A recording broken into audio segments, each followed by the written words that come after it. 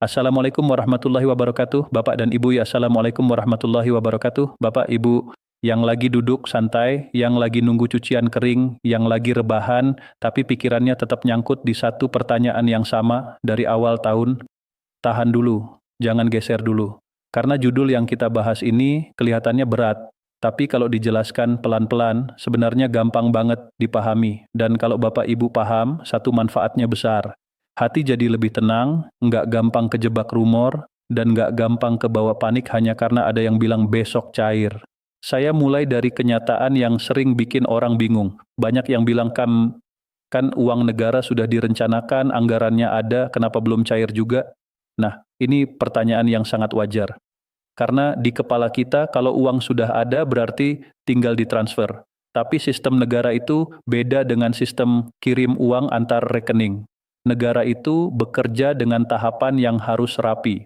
Bukan karena mau bikin ribet, tapi karena yang dikelola itu uang publik, uang jutaan penerima, dan semuanya harus bisa dipertanggungjawabkan. Bapak Ibu, saya mau taruh dulu pondasi yang paling penting. Direncanakan itu bukan berarti sudah dijalankan. Direncanakan itu ibaratnya bahan-bahan sudah dibeli, menu sudah ada, tapi kompor belum dinyalakan karena masih nunggu satu hal, perintah masaknya dan aturan ukuran bumbunya. Kalau masak tanpa takaran, nanti rasanya kacau. Kalau pencairan tanpa aturan teknis, nanti kacau juga. Jadi tema kita sekarang begini, kalau uang negara sudah direncanakan untuk THR 2026, lalu tahap apa yang biasanya menentukan tanggal cair? Jawabannya bukan satu tahap saja, tapi ada satu pintu yang biasanya jadi penentu. Dan pintu itu selalu muncul di fase paling krusial, yaitu saat kebijakan berubah dari rencana menjadi perintah eksekusi. Saya ajak Bapak Ibu melihatnya seperti perjalanan dari niat ke kenyataan. Banyak orang hanya melihat ujungnya, uang masuk rekening. Tapi yang membuat uang bisa masuk itu proses panjang. Dan di dalam proses itu, ada satu tahap yang seperti tombol on untuk mesin besar. Mesin itu tidak akan bergerak hanya karena orang ramai membicarakannya. Mesin bergerak saat tombol resminya ditekan. Tahap pertama itu biasanya perencanaan. Ini fase ketika pemerintah menyiapkan ruang anggaran. Bahasa gampangnya, negara menyiapkan kantongnya. Di sini, uang belum bergerak, tapi sudah dibuatkan jalur. Ini yang sering disebut orang sebagai sudah ada anggarannya. Dan benar, ini sinyal positif. Karena kalau dari awal tidak disiapkan, tidak mungkin bisa dibayarkan. Tapi tetap ya, ini baru menyiapkan kantongnya, bukan membagikan isinya. Tahap kedua, dan ini penting, adalah penguncian kebijakan, siapa yang menerima, apa komponennya, dan dari pos mana dibayarkan. Ini tahap yang kelihatannya administrasi, tapi sebenarnya inti. Karena THR itu tidak bisa sekali klik untuk semua orang, tanpa definisi penerimanya jelas. Ada ASN aktif, ada TNI Polri, ada pejabat, ada pensiunan, ada penerima tunjangan tertentu. Semua harus masuk kategori yang benar. Kalau salah kategori, salah hitung, bisa jadi masalah besar. Tahap ketiga, dan ini tahap yang sering menjadi penentu tanggal, adalah terbitnya aturan resmi yang menjadi dasar pelaksanaan. Saya ngomongnya pakai bahasa sederhana. Ini adalah lampu hijau. Selama lampu hijau belum menyala, petugas di lapangan tidak boleh ngebut. Mereka bisa siap, sistem bisa siap, bank bisa siap, tapi tetap tidak boleh jalan kalau dasar perintahnya belum keluar. Kenapa tahap ini menentukan?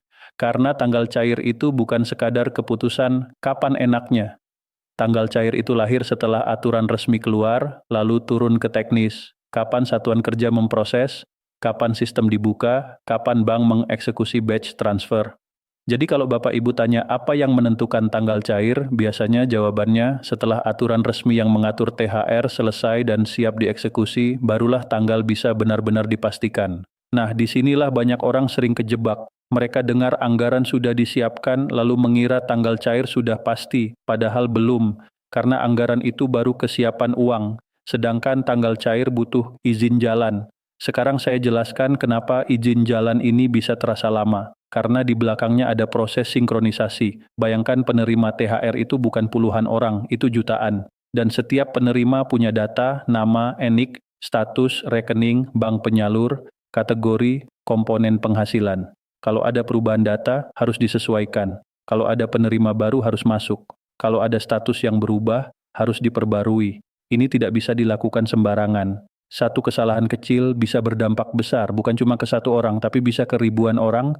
Bapak Ibu, saya tahu kadang kita merasa, kenapa sih harus ribet, tapi saya balik tanya dengan lembut. Bapak Ibu lebih suka sistem yang cepat, tapi rawan salah, atau sistem yang rapi, walaupun butuh waktu? Karena kalau salah kirim uang, itu bisa jadi panjang urusannya. Ada yang terlanjur terpakai, ada yang harus dikembalikan, ada yang jadi kasus, dan ujung-ujungnya yang pusing justru penerima juga. Oke, sekarang kita masuk ke tahap penentu yang biasa menentukan tanggal cair itu seperti apa bentuknya secara rasa, biar Bapak Ibu bisa mengenali tanda-tandanya. Biasanya begini, pertama muncul suasana hening sebelum ramai. Hening ini sering disalahartikan sebagai batal atau diundur lama. Padahal kadang justru karena sedang finalisasi. Finalisasi itu sering sunyi, tidak banyak omongan. Karena yang dilakukan adalah merapikan dokumen, memastikan angka, memastikan kategori, memastikan tidak ada celah. Kedua, setelah itu biasanya muncul sinyal dari arah pejabat atau pernyataan yang intinya begini. Sedang diproses, menunggu aturan, segera diumumkan. Ini bukan tanggal, tapi ini sinyal bahwa mesin sudah mendekati tombol on. Ketiga, tahap yang paling menentukan adalah saat perintah resmi keluar, lalu langsung diikuti petunjuk teknis. Nah, begitu tahap ini jalan, biasanya tanggal cair jadi lebih jelas. Karena instansi punya pegangan. Bank punya jadwal, sistem punya setting. Ini yang membuat rumor mulai kalah oleh kenyataan. Namun, Bapak Ibu, saya mau tekankan satu hal. Walaupun tahap penentu itu sudah lewat, pencairan tetap bisa bertahap. Jadi jangan kaget kalau ada yang dapat duluan, ada yang menyusul. Karena transfer jutaan rekening itu sering dilakukan batch. Dan batch ini bukan permainan, tapi cara supaya sistem stabil. Sekarang saya rangkum tahap yang paling menentukan tanggal cair dengan bahasa yang super sederhana. Uang sudah direncanakan itu bagus. Tapi tanggal cair biasanya baru benar-benar bisa dipastikan ketika aturan pelaksanaan sudah keluar dan jalur teknis sudah dibuka. Sebelum itu, semua tanggal yang beredar lebih sering adalah perkiraan, bukan kepastian. Nah, sekarang pertanyaan berikutnya yang biasanya muncul. Berarti kalau sudah ada anggaran, bisa saja tetap berubah? Iya, bisa. Bukan karena niatnya berubah, tapi karena kondisi teknis, karena penyesuaian administrasi, atau karena menunggu momen yang pas agar pencairan tepat waktu dan tidak mengganggu proses lainnya. Negara itu tidak hanya mengurus THR, negara juga mengurus banyak pembayaran lain, maka timing juga harus diatur. Tapi bukan berarti kita harus pasrah tanpa pegangan. Ada pegangan yang bisa Bapak Ibu pegang supaya tidak mudah dibolak-balik rumor. Pegangannya adalah, kalau belum ada pintu pelaksanaan yang resmi, jangan memegang tanggal yang terlalu spesifik. Kalau sudah ada pintu pelaksanaan yang resmi, barulah kita bisa mulai menghitung dengan lebih yakin. Bapak Ibu, saya juga mau kasih cara berpikir yang bikin hati lebih adem. Banyak orang menunggu THR dengan cara yang bikin stres. Tiap hari membaca rumor, tiap hari membandingkan, tiap hari membuat tanggal sendiri. Akhirnya yang lelah bukan badan, tapi pikiran. Cara yang lebih sehat adalah begini, anggap THR itu memang direncanakan, peluangnya kuat, tapi tanggal cair itu menunggu pintu pelaksanaan. Jadi fokus kita bukan menebak tanggal, tapi menyiapkan hal yang bisa kita kontrol. Apa yang bisa kita kontrol? Data diri, rekening aktif, administrasi beres. Jangan sampai ketika hari pencairan sudah berjalan, kita sendiri yang ketahan gara-gara rekening dorman, nama beda, atau ada perubahan yang belum diperbarui. Ini yang sering terjadi dan sering bikin orang panik, orang lain sudah masuk, kita belum. Padahal penyebabnya kadang sederhana. Saya ngomong ini bukan untuk menakut-nakuti ya, tapi ini realistis. Dalam sistem besar, hal kecil bisa jadi hambatan, dan hambatan itu bisa dicegah kalau kita rapikan dari sekarang. Sekarang saya mau bicara tentang satu kesalahan umum yang sering terjadi setiap musim THR. Orang menyangka tanggal cair itu ditentukan oleh hari baik atau tanggal cantik. Padahal yang menentukan lebih sering adalah kesiapan proses. Tanggal cair itu biasanya ditentukan oleh kapan dokumen selesai, kapan sistem siap, kapan perbankan siap memproses, kapan instansi siap memvalidasi. Jadi jangan heran kalau tanggalnya kadang terasa random, karena yang dipakai bukan estetika tanggal, tapi logika pelaksanaan.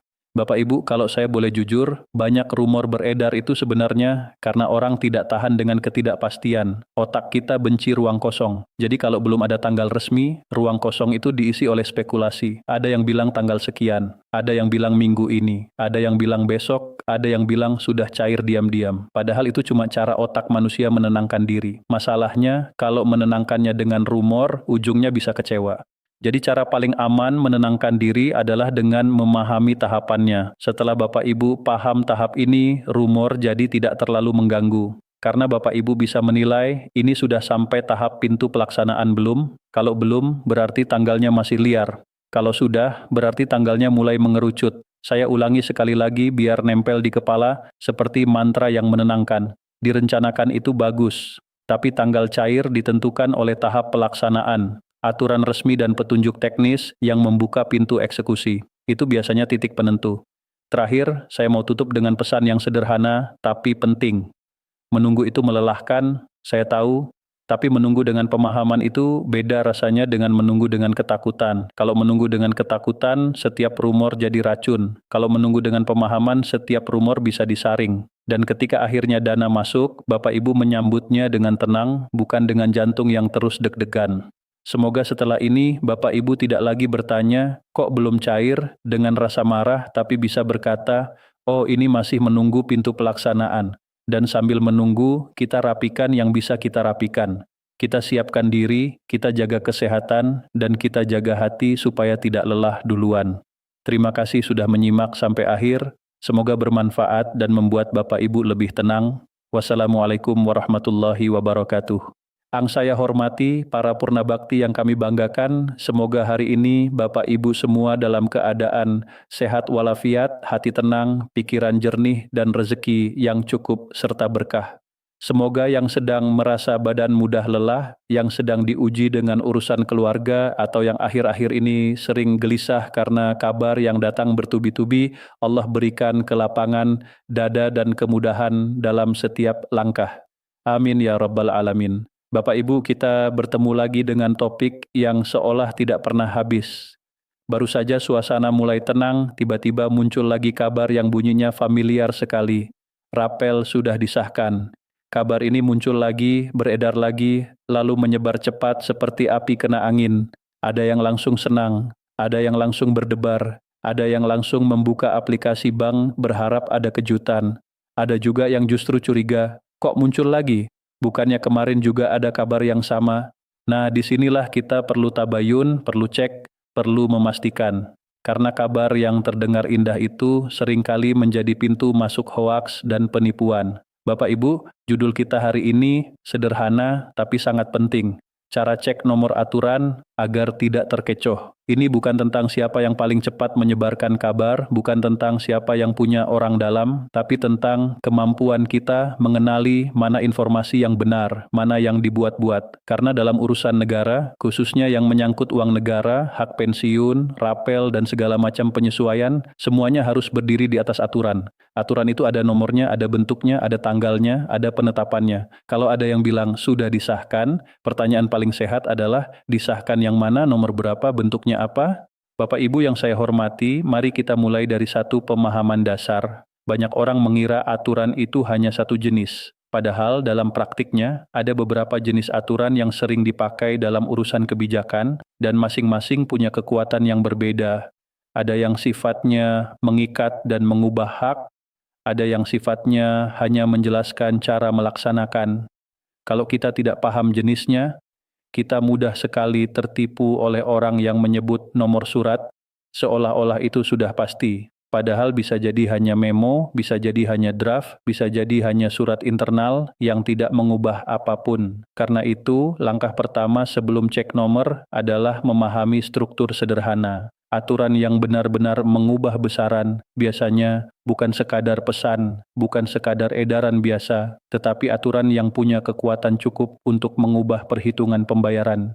Sekarang kita masuk ke praktiknya. Kabar sudah disahkan biasanya dibungkus dengan dua pola. Pola pertama, mereka menyebut ada aturan baru, tapi tidak menyebut nomor jelas. Paling banter mereka bilang, sudah ada PP, sudah ada peraturan, sudah ada keputusan. Kalau tidak ada nomor, itu alarm pertama, karena aturan resmi itu selalu punya identitas. Pola kedua, mereka menyebut nomor, tetapi nomornya aneh, formatnya tidak lazim, atau tahun dan konteksnya tidak cocok. Kadang nomor itu dipotong, kadang ditambah-tambah, kadang dibuat seolah ada. Bapak Ibu, nomor aturan itu seperti nomor KTP. Kalau salah satu digitnya salah, itu bukan KTP yang sama. Jadi kita harus teliti.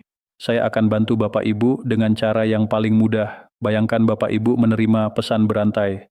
Rapel sudah disahkan, PP nomor sekian sudah keluar.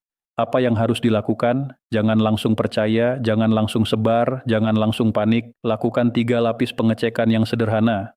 Lapis pertama, cek kelengkapan identitas aturan. Aturan yang benar harus jelas. Jenisnya apa, nomornya berapa, tahun berapa, dan tentang apa. Kalau pesan itu hanya menyebut sudah disahkan tanpa menyebut jenis dan nomor, itu belum bisa dipegang.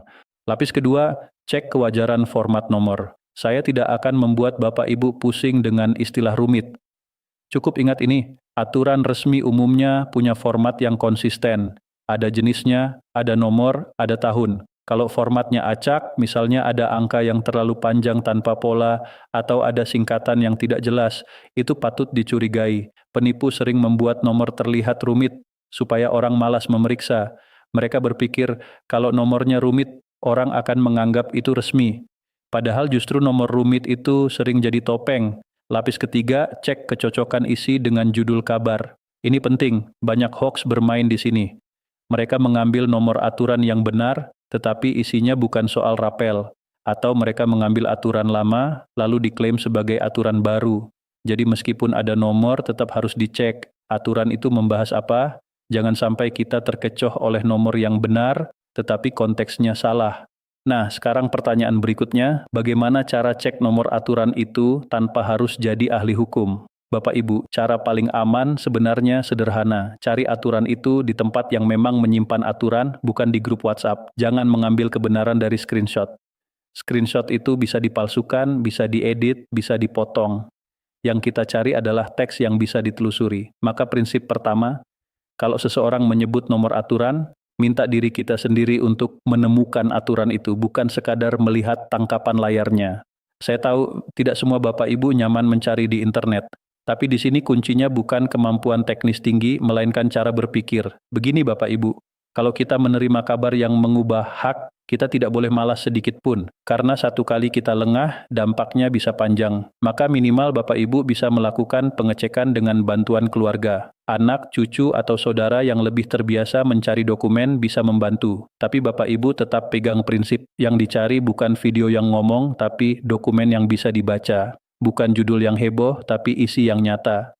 Sekarang saya ajarkan cara cek nomor aturan dengan cara yang bisa diingat seperti rumus singkat. Rumus ini saya sebut 3C. Cek jenis, cek nomor, cek konteks, cek jenis. Apakah ini PP, Perpres, keputusan, atau surat edaran? Cek nomor. Apakah nomor dan tahun jelas dan wajar? Cek konteks. Apakah isinya benar, membahas rapel, atau penyesuaian pensiun? Kalau salah satu tidak jelas, anggap belum valid. Bapak Ibu, ada satu kesalahan yang sering sekali terjadi. Orang melihat ada nomor dan langsung percaya, padahal nomor itu bisa dicatut, bisa juga nomor itu milik aturan lain. Misalnya aturan tentang hal A tapi dipakai seolah aturan tentang rapel, karena orang malas cek isi. Penipu tahu itu, mereka tidak butuh membuat aturan palsu, cukup mencatut nomor yang ada lalu memelintir maknanya. Maka cek konteks ini wajib. Sekarang saya ingin Bapak Ibu memahami satu hal penting. Kalau benar ada aturan rapel disahkan, biasanya kabar itu tidak akan hanya muncul di grup-grup. Kabar itu akan muncul dengan pola yang lebih rapi. Ada informasi yang konsisten, ada penjelasan yang serupa dari banyak pihak, dan biasanya disampaikan secara luas, bukan diam-diam. Karena kebijakan yang berdampak ke banyak orang tidak mungkin disembunyikan. Jadi kalau kabar sudah disahkan, hanya muncul dari satu pesan berantai, lalu ditutup dengan ajakan sebarkan, itu patut dicurigai. Informasi resmi tidak butuh Anda menyebarkan agar menjadi benar. Informasi resmi benar karena dokumennya ada, bukan karena banyak orang mengirim. Bapak Ibu, kita masuk ke bagian yang sangat sensitif. Mengapa kabar sudah disahkan sering muncul berulang? Karena ini jenis kabar yang paling efektif memancing emosi. Orang yang berharap akan mudah percaya. Orang yang sudah lelah menunggu akan mudah marah, dan emosi itu membuat kita lengah. Ketika lengah, apa yang terjadi? Ada yang mulai klik link, ada yang mulai memberi data, ada yang mulai menunggu transfer sambil mengabaikan kebutuhan penting, ada yang mulai menanyakan cara daftar. Nah, disinilah penipu masuk. Mereka tahu ketika orang percaya rapel sudah disahkan, langkah berikutnya orang ingin memastikan dirinya terdaftar. Lalu penipu menawarkan jalan, klik link verifikasi, isi data, kirim OTP. Bapak Ibu, disinilah bahayanya. Jadi cara cek nomor aturan bukan hanya untuk meluruskan kabar, tetapi juga untuk menyelamatkan Bapak Ibu dari jebakan berikutnya. Karena biasanya hoaks disahkan bukan berhenti di kalimat itu. Mereka akan lanjut, silakan verifikasi, silakan update data, silakan konfirmasi, silakan hubungi nomor ini. Semuanya itu pintu. Dan pintu yang paling berbahaya adalah OTP. Bapak Ibu, saya ulangi lagi dengan sangat tegas. Lembaga resmi tidak meminta OTP, PIN, atau password lewat telepon dan chat. Kalau ada yang meminta, itu penipuan. Sekarang, bagaimana cara praktis agar Bapak Ibu tidak terkecoh saat melihat nomor aturan di pesan? Saya akan berikan beberapa langkah kecil yang bisa langsung Bapak Ibu lakukan. Pertama, jangan percaya nomor yang ditulis tanpa menyebut jenis aturan. Kalau hanya nomor sekian, tapi tidak jelas itu PP atau apa, itu aneh. Karena dalam sistem aturan, jenis itu penting. Nomor yang sama bisa ada pada jenis berbeda. Jadi jenis itu harus disebut. Kedua, cek tahun. Banyak hoax memakai tahun yang salah. Mereka menulis tahun yang terasa baru, padahal tidak ada, atau mereka memakai tahun lama dan mengklaim itu untuk tahun ini. Jadi jika ada nomor dan tahun, tanyakan pada diri sendiri. Apakah wajar aturan ini baru muncul di tahun itu untuk isu ini? Kalau tidak wajar, curiga. Ketiga, cek gaya penulisan.